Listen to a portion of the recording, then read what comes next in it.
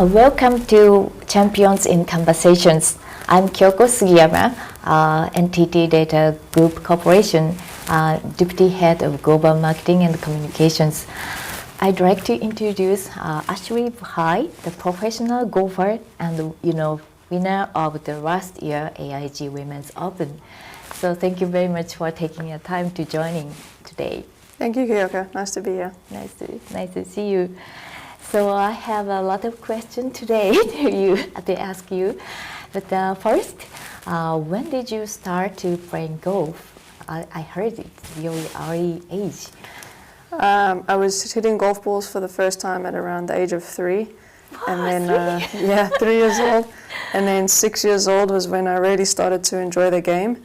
And started to take my dad to the driving range and wanted him to, play with me all the time. Were you not interested in the other sport? You loved golf at 6 years old. Yeah, I have always loved golf more than other sports, but growing up in South Africa, predominantly we played field hockey, cricket, tennis. I played all those sports at school till I was about 17 years old, but golf was always the one that I knew I wanted to play professionally. Yeah, that's great. So for me, I've been working for 28 years in NTT DATA, and after the graduate university, I joined NTT DATA. So, but that's a really long time with one company, it's a really right? long time. Yeah, it's amazing. Yeah. So we are really completely different industry area, but I believe we have some similar journey in our careers. So today I'd like to ask you your journey and professionality and your personal hobbies like that. So first, for me, let me talk about my career. I joined in NTT DATA 1995, and primarily the male-dominated industry. I remember just 3 women in my department compared to 60 or 70 men employees. But challenges happened at my. I was nearly 40 years old. I was transferred to India in the global group company. That was a huge, biggest challenges and a big experience for me in my career. So, how about you? Is there any big challenges in your career? The biggest change or challenges? Same for you. If you think about you moved to a different country, like how many years did you move to India for? Almost 2.5 years. Okay. Yeah. For us, I think one of the biggest challenges is if you're playing, sometimes you're in a different country every week. Again, language. I started off my career on the Ladies European Tour, so predominantly playing in Europe. And that was very much different country every week, different language, different food. Yeah. So it's all very new experiences, trying to find your way around the country. But it's a wonderful way to learn. And I think I wouldn't trade my experiences for anything. And then finally made my way over to the LPGA, which is predominantly America-based. Yeah. But same thing, airplanes every week, different states. Trying to find your accommodation, or I think we all have different challenges along the way. Yeah. Something with sport is being professional for 16 years, having injuries, they're going to set you back, and trying to overcome those and get stronger and to come back better. Yeah, but it's really great that you were started initially the more global. So first you compete global at the early stage. When did you join the abroad? First time? First time, so my first time ever overseas to go play a tournament, I was 13 years old. I went to Australia by myself. My parents put me on a plane and I had to go to Australia and competed in the Jack Newton International Tournament. I turned professional at 18 years old. And that was when I first started traveling professionally and playing on the tour. Wow! But how did you get used to different culture and language, way of maybe different way of playing golf. Yeah, it takes time, a lot of time. Even I'm still learning today, and I think maybe in your job everybody's still learning. Do you find that in the industry? I'm sure your industry has changed so much over the years. Yeah. With technology, right? Yeah, everything's always changing. So I think that's the beauty about life in general. We can always learn and try to get better. Yeah, that's great to hear that. Yeah, so, okay, so in the business, it's really important to have a good mentor and leaders around myself. But in the same, is it the same in golf? You Definitely. have a good mentor and leaders. Yeah. I think growing up, everybody has somebody to look up to. Me being South African, Ernie Els was the best South African golfer in the world at the time. Always looked up to him. And the female side would have been Kari Webb, Laura Davies, Annika Sorenstam. And I think because what's great, I've been doing this for so long that I actually got to play with a lot of my idols. Yeah. There was a lot of the girls that have started now, their idols played before them. So I feel like I'm very lucky to be able to do that. But you're so excited to see then that such a great mentor or leaders in the same field. Yeah, for sure. Yeah. You know, to be able to meet your idols and actually play, it's something that you dream of. And for me to be able to live that, it's very exciting. Yeah. Did you have mentors? Yeah, actually, when I decided to go to India, my boss recommended me, and he recommended to go to India to support some offshoring project as a group company. But I never experienced work with non-Japanese, and of course never experienced working abroad. So I really nervous, and I'm not confident at all. Yeah. And I declined that recommendation, but he said, please enjoy and embrace that all the challenges in your life. That was pushed me to go to India, and really encouraged me to, so I wanted to do the same thing to the younger generation. So he's my mentor and leader. And I'm sure that experience only made you stronger, living in another country. Yeah, right. You know, all the new experiences, leading teams over there, right? Yeah, at first time to went to India, same as you, the different language and different culture, the different way of thinking. It's all challenges for me. And to be honest, I wanted to go back to return every day. But I think I really appreciate my Indian colleagues. They really supported me and get to know each other gradually. But it's really an interesting experience, and it's important experience for me. For sure, Okay, so and also I wanted to ask you about winning here at the AIG Women's Open last year. It was an epic battle in the 18th hole. So could you please tell about that story? Well, going into Sunday, I had a 5-shot lead, which in golf it's a huge advantage.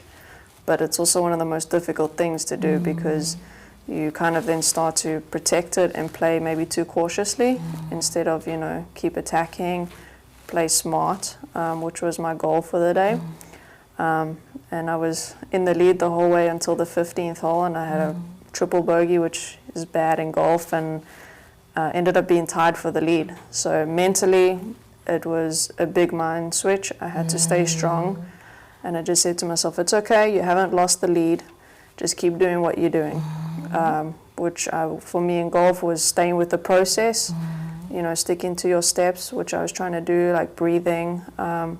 And then I went into a 4-hole playoff with Inji Chan from South Korea. She's a fantastic player. She's won multiple majors. So I knew it was going to be very difficult. And it was getting dark, it was cold, so all the elements were against us. And then finally I hit it, I hit it in the right-hand bunker on 18 and had to hit a really good bunker shot to make up and down to win, but I did, and it was the best moment of my career. But it's really breathless situation. But how did you concentrate on that kind of tough situation? Do you practice always, and how to make your physical, mental stronger? Well, I work with a sports psychologist. You know, I have a swing coach, a sports psychologist, physical trainer, like all these things. You work on your off weeks to prepare you for these moments.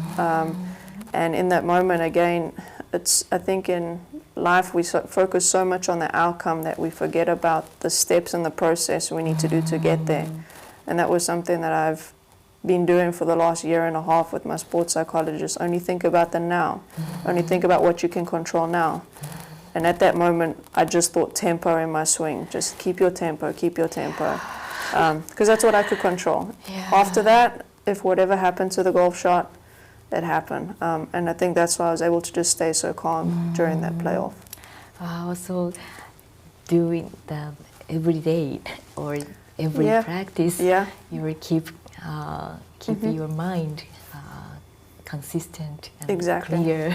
And calm, to play from a calm place. In golf, that's what you want. You don't want to be up and down. You just want to be like over here. That's great. So I should be remember business situation. It's the same, you know, you want to be calm. But I'm always nervous and not confident. Some tough situation always. But I wanted to ask that your mantra, I'm really interested, and I heard your mantra, one of your mantra is keep slow is smooth, smooth is fast. What does it mean? What did it come from? It's really interesting. Again, it goes back to keeping the smoothness of my swing, because the minute I swing fast, then everything goes out. So that's why for me, like if I keep it smooth and my tempo at a certain like pace, then I know I'll be good. And again, because I know it's what I can control. It's really inspiring me, because it's the same situation in the business or daily life. It's not too fast. For sure. And I think, you know, everybody lives such fast-paced lives nowadays. It's just the way the world works. Sometimes we need to take a step back and just be like, it's okay. I'm okay. I can do this. That inspired me. Thank you.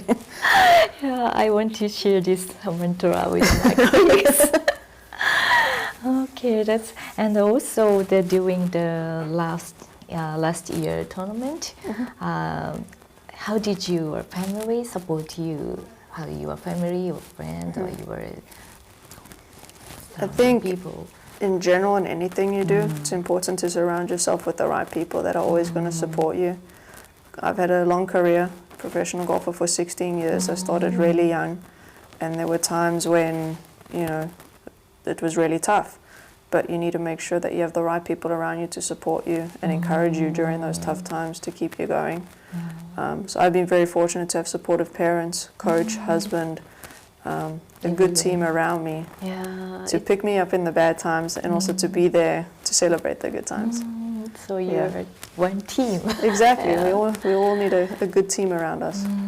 I'm sure the people you work with a good team and trust your colleagues.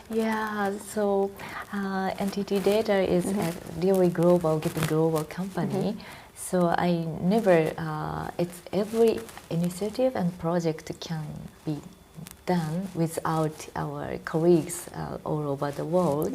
So I always appreciate my colleagues all over the world.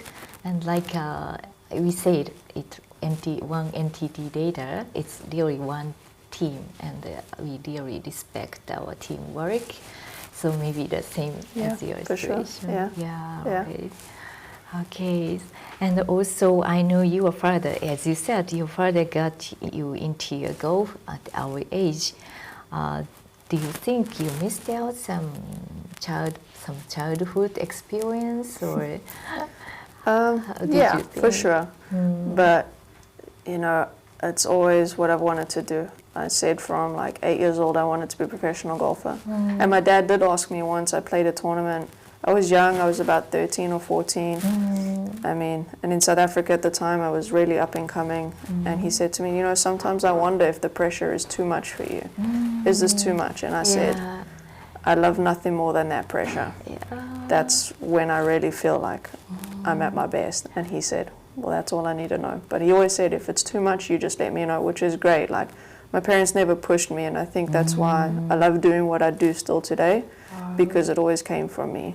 Oh, that's great. So you're balanced person. Yeah, no, they were very, very supportive, which is so helpful. And I believe your father was so happy to see your wonder last year.